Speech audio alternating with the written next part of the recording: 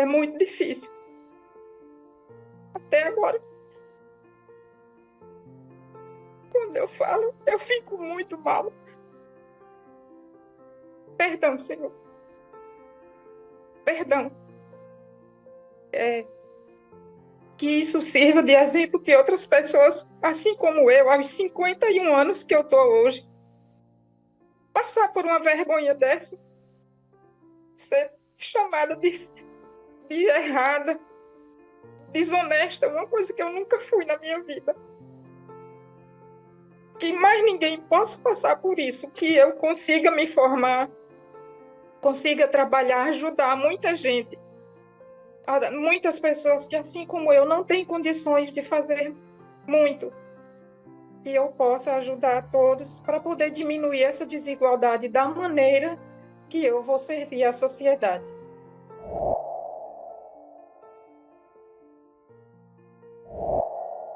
Meu nome é Janicleia Sueli Maia Martins, uma mulher parda, 51 anos, tenho cabelos longos, ondulados, pretos e pele parda, tenho 1,65 m de altura e estou vestindo uma blusa preta.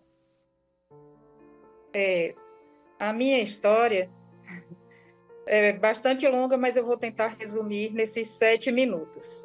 Passei, desde minha infância, toda a minha vida, o meu sonho foi cursar medicina. Porém, minha família de baixa renda, extrema baixa renda, sempre vivi com o pouco do pouco, então não tinha condições de cursar uma faculdade que fosse paga. Então, passei a minha infância, não consegui passar ainda quando jovem, me casei muito jovem e fui trabalhar, e então, depois de um certo tempo, voltei a estudar em casa, para tentar medicina. Passei 12 anos de minha vida estudando, consegui passar pelo vestibular tradicional na Universidade Estadual da Bahia. Sou egressa do ensino público minha vida inteira, sou de família de baixa renda e sou baixa renda, mãe, avó também. E quando passei, que eu prestei o vestibular em 2022, final de 2022, prestei o vestibular depois de uma situação bastante difícil na minha vida, que foi a perda de meu pai. Poucos meses depois eu fui fazer o vestibular, sem esperança nenhuma, mas consegui passar. Graças a Deus, consegui passar, e então vim fazer minha matrícula. Fui convocado para fazer a matrícula, como o doutor Reinaldo falou, eu não tinha dinheiro nem para vir entregar a documentação. Foi que arranjaram e eu vim entregar a documentação inteira. Entreguei a documentação toda, fiz a autodeclaração por um documento que era exigido pela faculdade, e o documento quem fornecia era a própria faculdade, a UNEB. Fiz essa autodeclaração frente a uma comissão de matrícula. Passei por essa comissão, eles avaliaram, pegaram todos os meus documentos, fiz a matrícula e fiquei aguardando uma semana a resposta deles, se seria efetivada ou não a minha matrícula, por conta da autodeclaração, porque a cota que eu me encaixo é autodeclaração, baixa renda e escola pública, a vida inteira. E então, entreguei tudo isso e fui-me embora. Voltei para a minha cidade e fiquei aguardando. Uma semana depois, recebi o resultado de que estava tudo legal, tudo confirmado. Eu vim, efetivei minha matrícula e comecei a estudar em março de 2023. Decorridos 1 ano e meio, já estava no final do 3º semestre, a faculdade montou uma banca de heteroidentificação que não existia. A faculdade tem mais de 40 anos, nunca havia feito uma banca de heteroidentificação.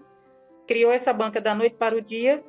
Me convocaram, intimaram praticamente a comparecer a essa banca, e eu fui muito nervosa, não sabia o que estava acontecendo, e fiquei frente a 5 pessoas em uma sala bastante clara, E essas pessoas me colocaram de frente um computador, me deram um papel para que eu segurasse assim, segurasse o papel dessa maneira assim, com os meus dados, né, minha matrícula e meu nome completo, e eu dissesse: eu, Janicleia Sueli Maia Martins, me autodeclaro preta da cor parda. E eu disse: não, eu não me autodeclarei preta, moça. Eu me autodeclaro parda, porque é assim que eu me enxergo a vida inteira, eu me declaro parda. Aí ela foi e disse: não, você não pode falar assim. Você tem que falar do jeito que está aí nesse papel, que tinha um outro papel na frente. Aí eu fui e fiz do jeito que ela disse, eles gravaram tudo, e depois aí eu fui e disse: moça, mas por que estão fazendo isso? Aí ela disse: a gente não está aqui para lhe dar explicações. Você só tem que passar pela banca, nós só somos os avaliadores e pronto. Aí passei por essa banca e quando foi no final do dia, do mesmo dia, saiu o resultado contestando a minha autodeclaração, dizendo que tinha sido anulada. Aí eu entrei com recurso, fiquei muito desesperada nesse dia. Entrei com recurso e 2 dias depois negaram o meu recurso. E pouquinho, acho que uma semana, me expulsaram. Me expulsaram da faculdade. Eu soube porque um amigo foi que virou para mim e disse: você sabia que você teve sua matrícula cancelada? Aí eu fiquei muito desesperada. Divulgaram no Diário Oficial, o pessoal jogou na internet, colocou que tinha fraudado, enfim, foi um desespero geral. E aí eu fui expulsa da faculdade, fiquei sem ninguém para ter como me defender, que eu não tinha condições nenhuma, tinha que aguardar pelo Ministério Público, e foi aí que surgiu a ONG na minha vida, graças a Deus, e o doutor Reinaldo fez a minha defesa brilhantemente, e me restaurou a faculdade. Graças a Deus eu voltei, mas voltei numa condição assim bem debilitada, porque nesse pouco tempo que eu fiquei fora, eu fiquei muito mal, minha cabeça ficou muito ruim, eu não dormia, não comia, perdi muito peso, até hoje eu sofro muito, qualquer coisa que vão me dizer, eu fico toda me tremendo, acho que eu estou errada, que vão me expulsar novamente. Enfim, foi um abalo total na minha vida. E, resumindo, eu não creio que seja justo o que se faz, o que se faz com a população autodeclarada, porque não é, como todos os senhores falaram, não é a cor, o meu fenótipo que vai me definir. A minha vida inteira eu vivi sob condições muito precárias, minha vida inteira eu me enxerguei e me vejo como parda, e não é outra pessoa que vai dizer qual é a minha condição. Então, eu espero que o que eu passei e que ainda estou passando, né, porque não finalizou ainda o processo, que não aconteça com outras pessoas, porque é muito ruim, muito ruim. A pessoa se sente um lixo.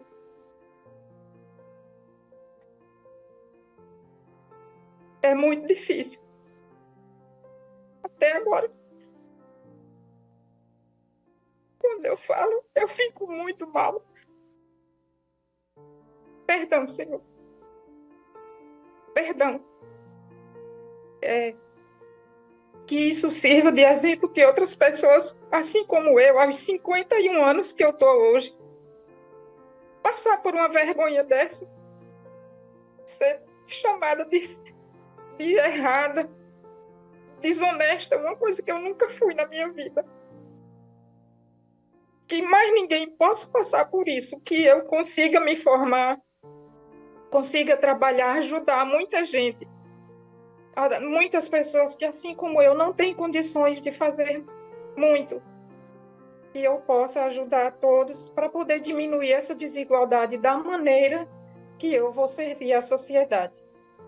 Muito obrigada a todos os senhores por me dar essa oportunidade de falar.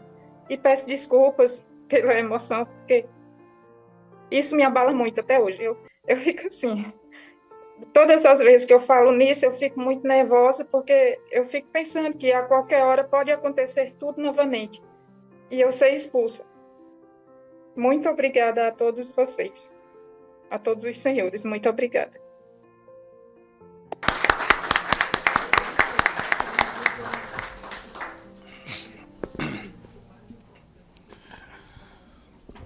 Rejane Cleia, a sua história emocionou todo mundo aqui. Se não bastasse você falar e começar a me emocionar aqui, aí eu vejo homem barbado aqui, com os olhos cheios de lágrimas, porque a sua história, não vê a sua história por esse lado de perseguição, vê a sua história por um lado de motivação, uma história de vitória. Conta para as pessoas que você conseguiu o seu potencial. Uma pessoa de baixa renda, que passou no concurso, assim como você se declara a cor que você quiser, ninguém tem que tirar esse teu direito. Você passou no teu concurso por mérito, e a vaga é sua, chega de cabeça erguida, que Deus abençoe a sua vida, porque você não vai ser, não, se considera já uma excelente médica. E a sua história tem que ir para o livro para dar exemplo daquilo tudo que o que motiva que nós estamos aqui. É que essa banca de heteroidentificação, ela segrega as pessoas. Está privilegiando os pretos e jogando pardo juntamente com os brancos, que eu sou totalmente contra, para outro lado. Então a sua história, ela como se fechasse com a chave de ouro, com exemplo do que eu sempre venho batendo, venho falando, desde quando o primeiro mandato aqui nessa casa, sempre falando dos malefícios da banca de heteroidentificação. Você não pode criar um remédio para tentar curar uma pessoa que está matando mais do que curando. Então, na minha visão, a banca de heteroidentificação é isso. Ela está trazendo mais problemas do que soluções. Então, a sua história de vida é digna de ser contada, é digna de sucesso. Que Deus abençoe a sua vida. Eu sei que não é fácil você falar sobre isso, mas tenha motivação. Muito feliz por estar fazendo aqui essa audiência pública, que tem história, uma pessoa como você, que só por ser de baixa renda, já teria direito. Uma pessoa parda ainda fica na banca de heteroidentificação. Aí tem gente que fala, e vendo aqui agora, tem que concordar, isso não é uma banca de heteroidentificação. Isso é um tribunal racial. Eu acho que todos, isso quem está falando é o deputado Hélio, o meu CPF. Se eu tivesse no lugar, quem está ouvindo essa audiência pública, que eu sentar numa banca, tentem fazer isso, sente numa banca de heteroidentificação, e a pessoa vai te julgar. Não processe só a universidade, o certame. Processe quem está ali te entrevistando, o entrevistador. Entra no CPF dele, porque a hora que você entrar no CPF dele, vai responder a instituição, ele também vai ter que constituir um advogado. Aí desse jeito ele vai falar, não está sendo certo eu ficar aqui nessa banca de heteroidentificação, que eu estou sendo processado. Mas tem que ser processado, que não está sendo processado porque está fazendo o papel. Não é ele que tem que dizer quem é negro e quem não é negro. Então, processe o responsável pelo certame, processe a universidade e processe também. Qual é a banca? É 3? Mete um processo no CPF dos 3. São 5? Mete um processo. Ah, deputado, está errado. Errado é falar que a pessoa é daquela cor ou não.